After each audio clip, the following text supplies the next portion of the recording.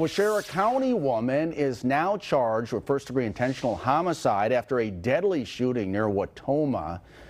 A criminal complaint says 33-year-old Crystal Masiaga called 911 Thursday night from a home on 19th Avenue in the town of Marion. When a deputy arrived, she was found a 28-year-old man lying just inside the door, what appeared to be gunshot wounds to his chest and abdomen.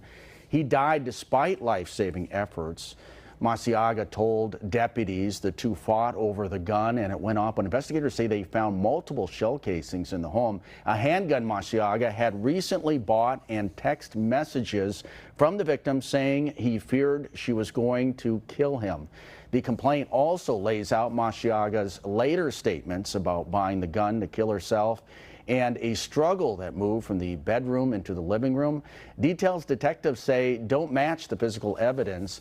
Masiaga faces a mandatory life sentence if convicted.